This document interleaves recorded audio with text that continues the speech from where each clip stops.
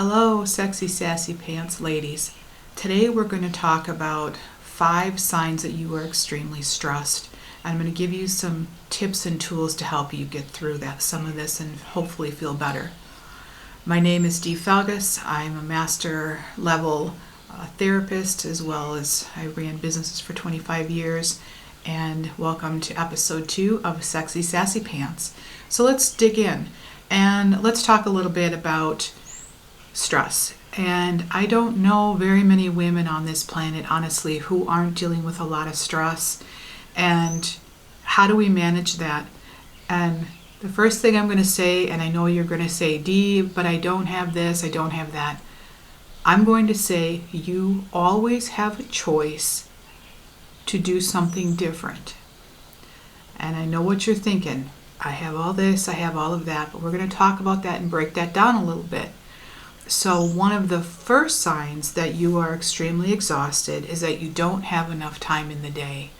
You're running from place to place, you're trying to make meals, take care of the family, parents, jobs, errands, all of those things. And there's no time for you.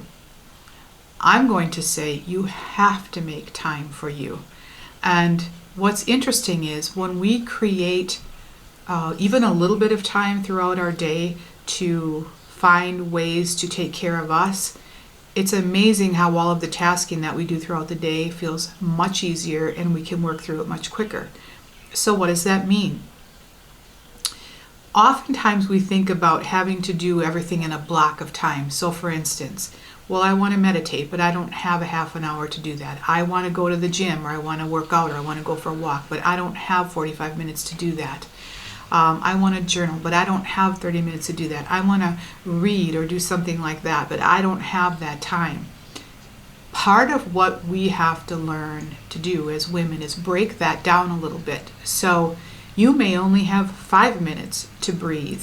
I don't even necessarily like the word meditation because people automatically think that that's supposed to be something that you're not going to think a thought and just sit quietly. That's kind of bullshit. It's not really possible unless we are some kind of a monk or someone who is actually trained to do this 24/7.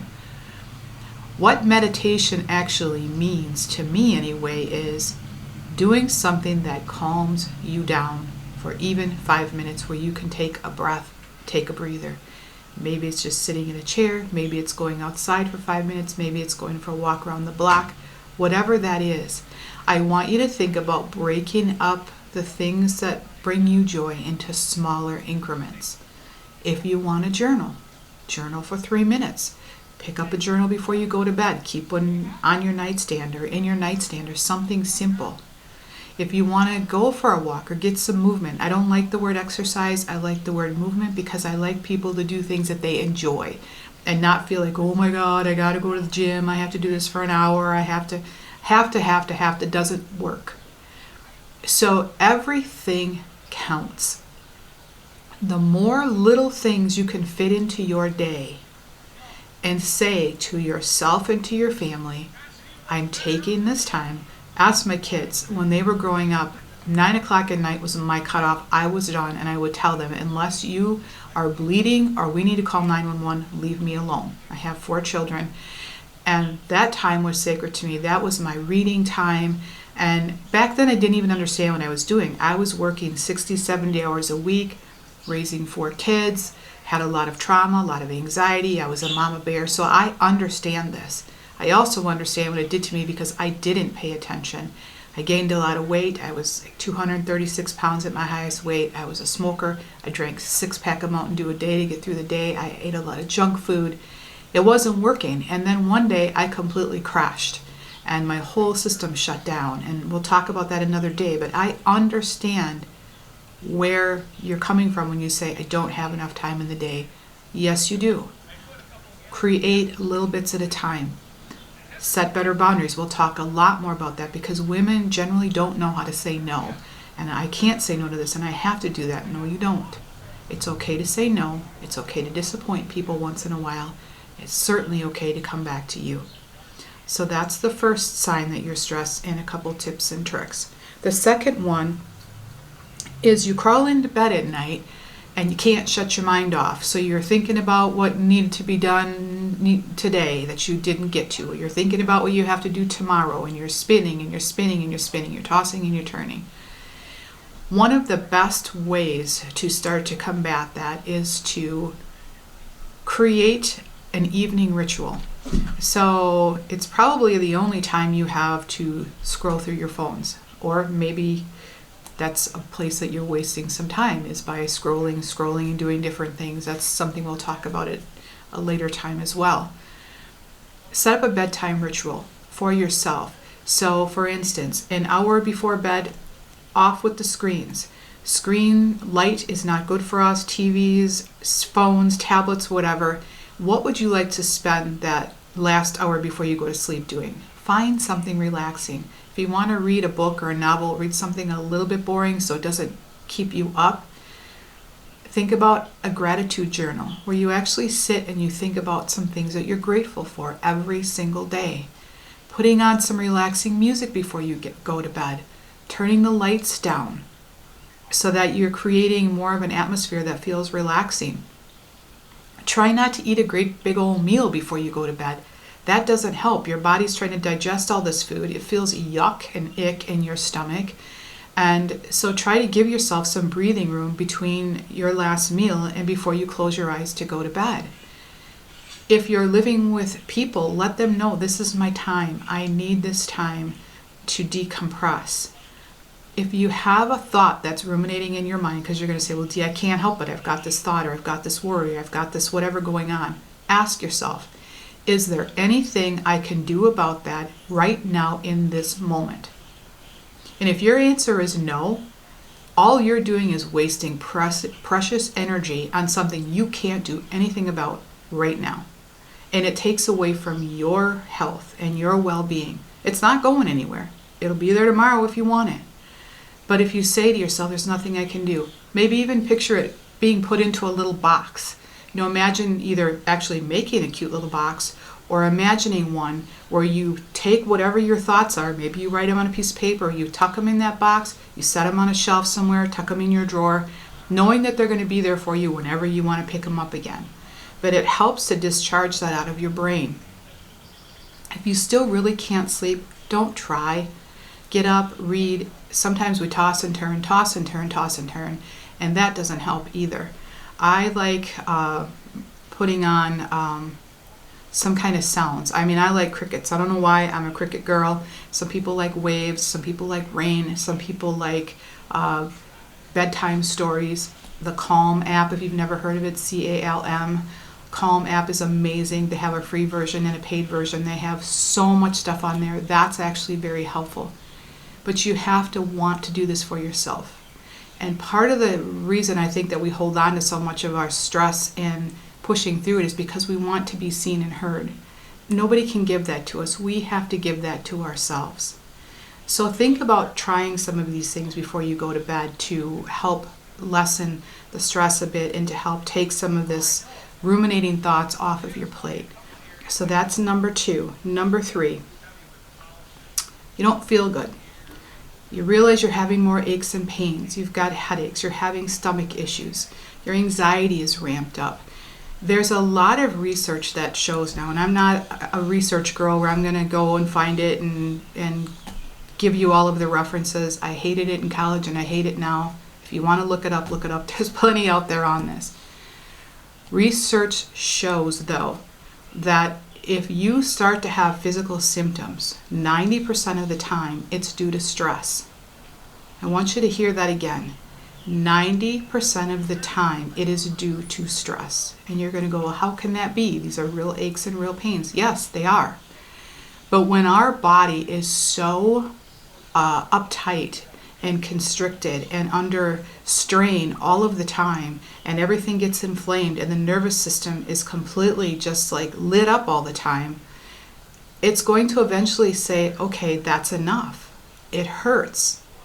So how do you start to calm that down? There's so much to think about when we think about our physical bodies, and everybody's so different, and all of the symptoms are different. So I'm just going to give you one easy way to do this. And I believe one of the meditations that's already up on the website actually will kind of do this. Don't quote me on that because it was a couple months ago that I did this, but I believe it was on stress. So either way, it will help you. Start at the top of your head. So maybe into when you crawl into bed at night. You start at the very top of your head, and you notice as you work your way down through your body, everywhere you feel an ache or a pain. Oftentimes when we're so busy, we kind of fly out of our body. It's called disassociation, and we do that because we don't want to feel. I'm going to ask you to crawl in there so you can feel what's going on. And wherever you feel an ache or a pain or a tightness or whatever it is, I want you to actually put your hand on that part of your body and just send that part of your body love. So for instance, if you come down to like your shoulders, a lot of women carry the weight of the world on their shoulders. You can just gently put your hands on your shoulders and just say, it's okay. I'm okay. I am okay. You can relax and breathe. And every spot that you feel that, a lot of women and men actually have a lot of gut problems, a lot of issues that I could list a whole page of stuff. But if you feel like your stomach is always bugging at you, put your hands on your belly.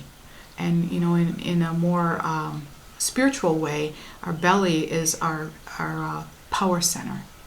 So if we are under a lot of stress, we can't feel our intuition properly, we can't feel into our power properly.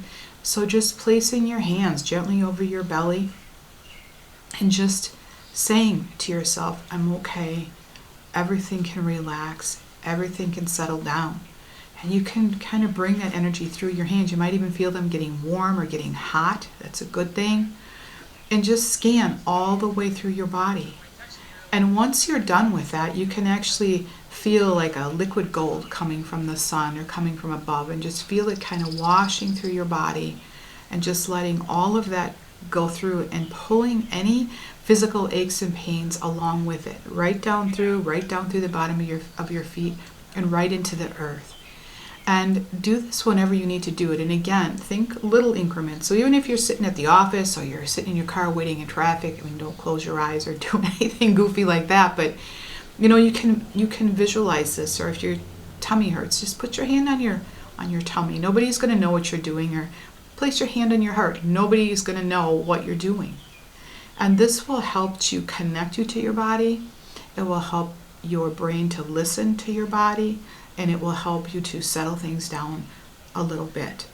So the more you can do that, the better you're going to feel, the more you'll feel your muscles kind of let down a little bit. So number 4, a way to know that you are extremely stressed out is feeling exhausted all the time. How often do you wake up feeling like you haven't caught up from the day before? You're just so exhausted.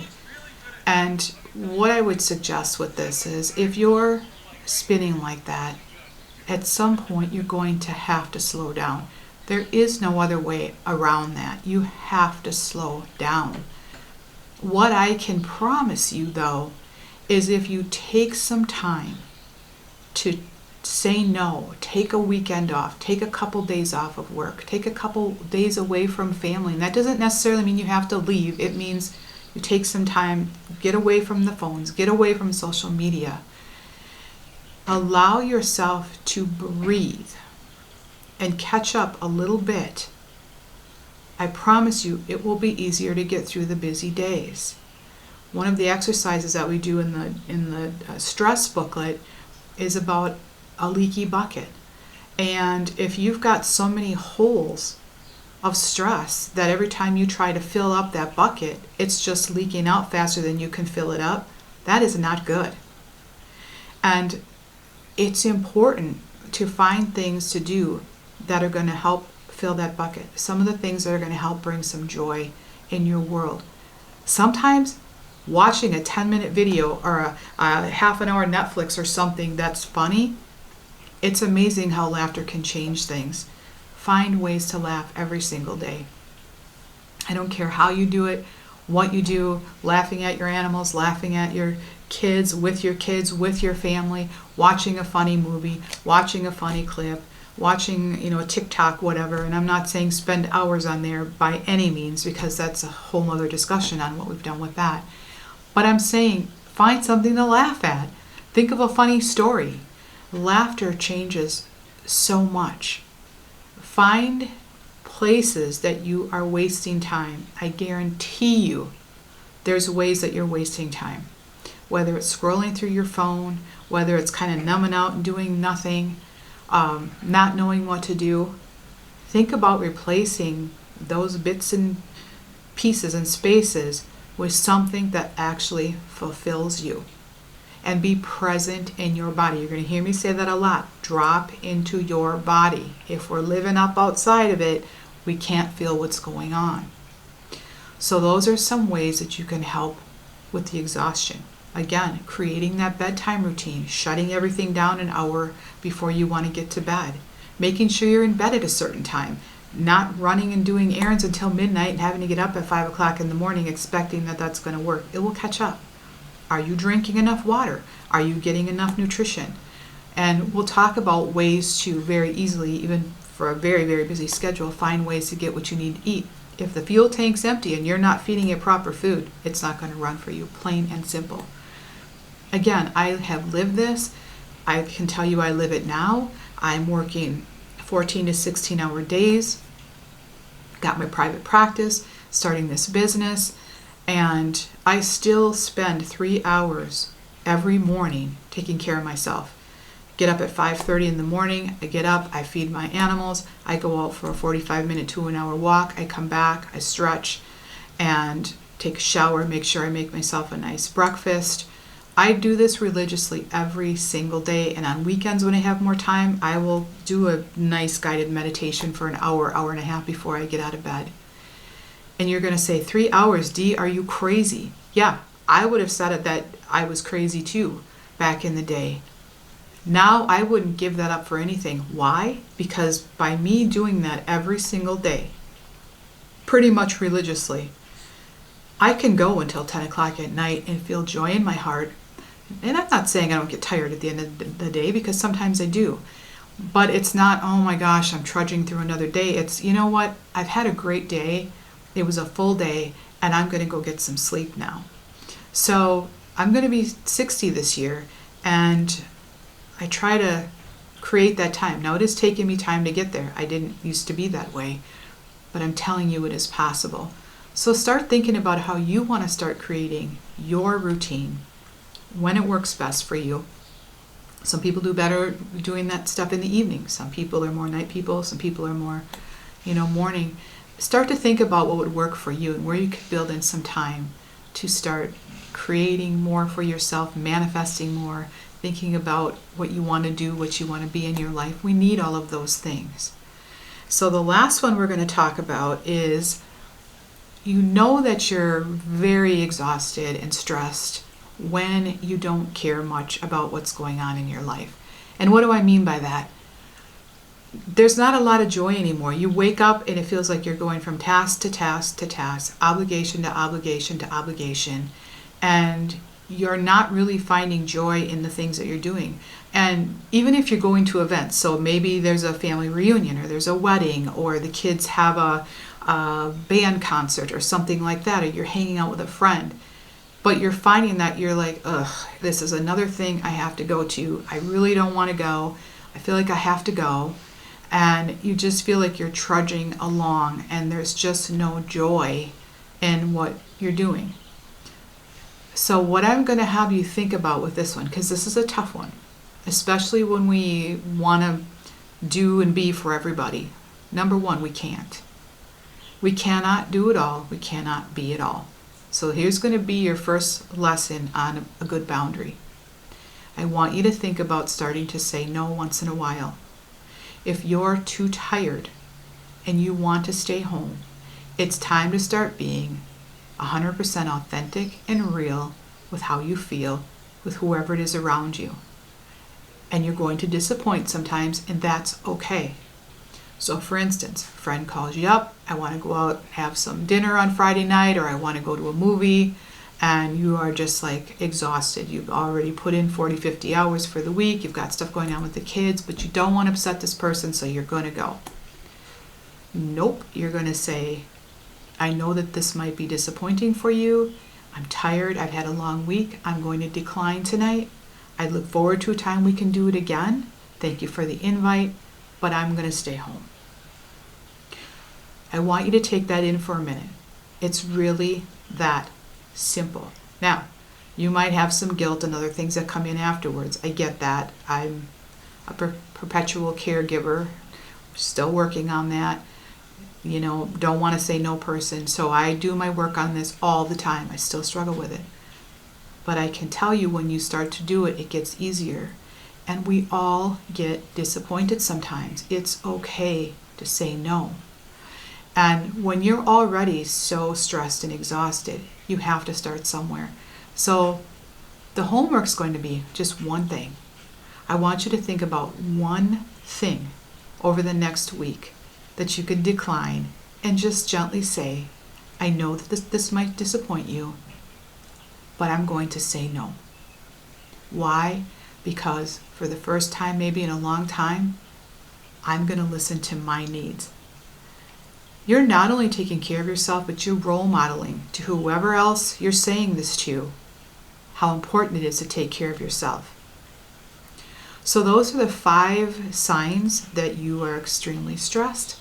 I hope this is helpful in giving you some thoughts, some things to contemplate, and ways to start thinking about settling that stress down a little bit. In a couple weeks, I will start talking more about the actual booklets, but I want to give some opportunity for people to actually get the booklets. I don't want to just start talking about the food and all the stress things and stuff in there until we know that people have them.